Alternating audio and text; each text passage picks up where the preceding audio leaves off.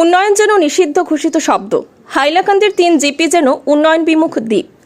রাস্তাঘাট, ইন্টারনেট পরিষেবা, বিশুদ্ধ পানীয়, অসংখ্য সমস্যায় জর্জরিত জনজীবন। বিধায়কের বিরুদ্ধে তীব্র ক্ষোভে ফেটে পড়ল ধলছড়া, লালছড়া ও লালাছড়া বার্নারপুর।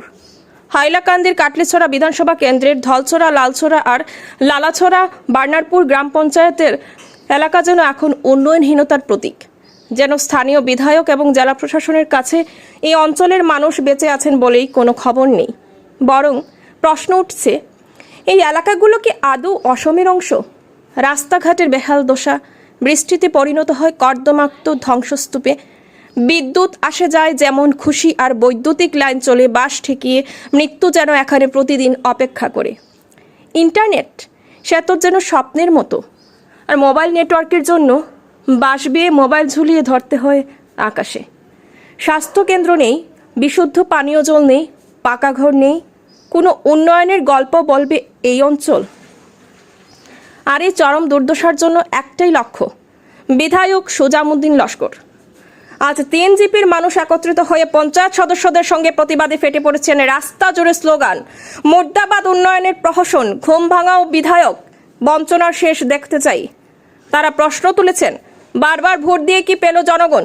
প্রতিশ্রুতির পাহাড়ের মাঠে উন্নয়নের মরুভূমি। এবং আজ জনগণ হুঁশিয়ারি দিয়েছে, যদি অবিলম্বে এই অঞ্চলকে উন্নয়নের মূলশ্রুতি না আনা হয়, তবে গোটা এলাকা জুড়ে গর্জে উঠবে বৃহত্তর জন আন্দোলন। এ প্রতিবাদ শুধু সড়কে নেমে স্লোগান দেওয়া নয়, এটি বঞ্চনার বিরুদ্ধে লড়াই, এটা অধিকার ছিনিয়ে নেওয়ার যাত্রা। তারা সরাসরি বিধায়ক সুজামুদ্দিন লস্করের ব্যর্থতা এবং প্রশাসনের উদাসীনতাকে কাঠগড়ায় তুলেছেন।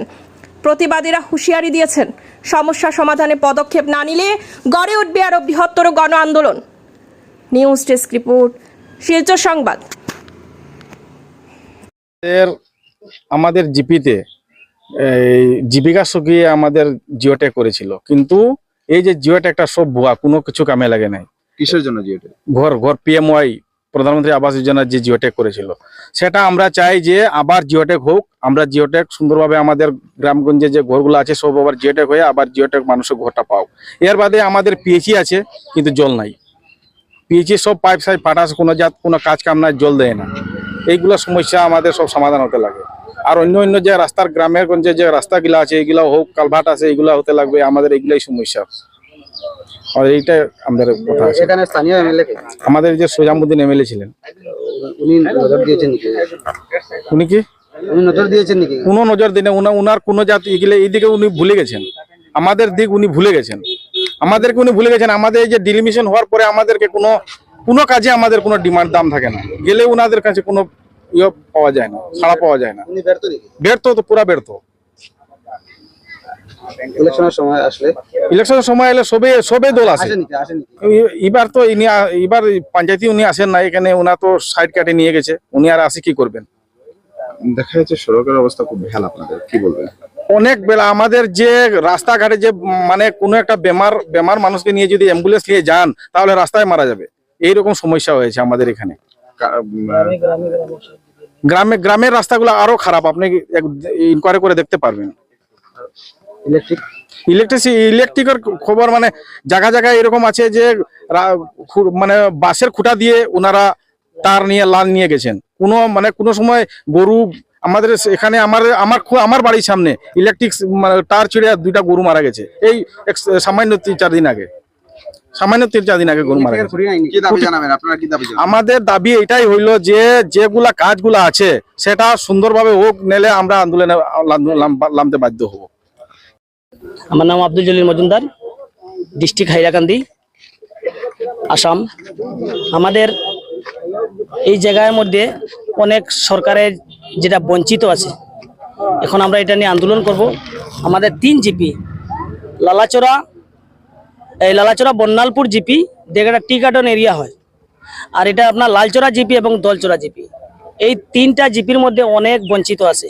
আর আপনার এই বরঞ্চড়া আর দলচড়া যেটা জেলা পরিষদ এরিয়া আছে, ফার্স্ট টাইম এখানের মধ্যে আমাদের হাই সেকেন্ডারি স্কুল তো টোটালি নাই। এখান থেকে আমরা মেয়েরা স্টুডেন্টরা কমসে কম 80 কিলোমিটার রান করতে হয়। গ্রাম থেকে আপনার 10-15 কিলোমিটার রান করতে হয়। এখান থেকে রান করে লালাবাজারে যেতে হয় এবং কাটলিচড়াতে যেতে হয় এবং হাইলাকান্দি ডিস্ট্রিক্টে যেতে হয়।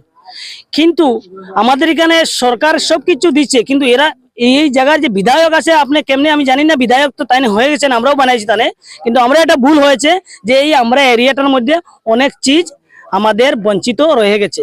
এটার মধ্যে আমাদের 1 নম্বর হইলো আমাদের যে কোন জিনিস বলবো আপনাকে, প্রথমে ফার্স্ট হইলো আমাদের গ্রামের রোডের ব্যাপার নিয়ে, 2 নম্বর আমরা মেইন হাইওয়ে যেটা রোড আছে এটা নিয়ে, 3 নম্বর হইলো আমাদের এডুকেশন নিয়ে, 4 নম্বর হইলো আমাদের অঙ্গনবাড়ি নিয়ে, 5 নম্বর হইলো আমাদের এই আপনার এই প্রধানমন্ত্রী আবাস যোজনা নিয়ে, আপনার এগুলা অনেক পিএইচই ডিপার্টমেন্ট নিয়েও আছে, অনেক আমি কি বলবো মানে অনেক ডিপার্টমেন্ট থেকে আমাদের এখানে এরিয়ার মধ্যে বঞ্চিত হয়ে গেছে। কিন্তু এখন আমরা বলছি যে 3 জিপির পঞ্চায়েত, এখন আমরা পাবলিককে যে অত রোদ্রের মধ্যে আমাদের হ্যাঁ ইলেকট্রিসিটিও প্রবলেম আছে, যে বছরের মধ্যে আপনার কমসে কম 1-2 জন মানুষ মারা যায় প্রত্যেক গ্রামে। কেন? এটার মধ্যে আপনার সবচেয়ে কথা হয়েছে যে আপনার বাঁশের কুটি দিয়া ওরা মানে কারেন্ট পুরা মানে ঘরে ঘরে কানেকশন দিয়েছে, কোনো জায়গা মিটারে নাই, ডাইরেক্ট এমনি লাইন ঢুকাই দিছে, কিন্তু তার বিল হইতেছে। ডিপার্টমেন্টে করেছে? এটা ডিপার্টমেন্টে এবং কন্ট্রাক্টরে করেছে, কিন্তু আমরা তো অনেক মেমোরেন্ডাম দিয়েছি, কিন্তু আমরা এখানে কিছু হয় না। যেহেতু মনে করেন যে ডিপার্টমেন্ট যে অফিসার গুলো আছে, যদি আপনার মন থেকে ভালো হয় না তাহলে যেতেই আপনি কমপ্লেন দেন, তাহলে কোনো কমপ্লেনে অ্যাকশন হয় না। কিন্তু এখন আমি সব জেনেছি যে এখন যে চিফ মিনিস্টার হয়েছেন, অনেক অনেক অনেক ধন্যবাদ আপনাকে, যে আপনি কমসে কম ভিজিলেন্স পার্টি, আপনার ভিজিলেন্স এই জায়গার মধ্যে যদি এসে যদি আপনার ইনকোয়ারি হয় তাহলে ভালো হইতো।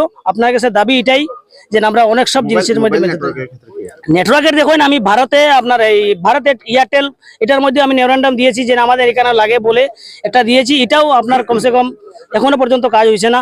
আর সরকারেও এখানে যে জানেন এখানে আমাদের আজকে হসপিটাল আছে, যে হসপিটালের ডাক্তারগুলো নাই বা এই বেতনে যেটা আছে এগুলো নেটওয়ার্কের খুব দরকার আছে, কিন্তু এগুলো আমরা এই এরিয়ার মধ্যে কোনো নেটগুলা নাই।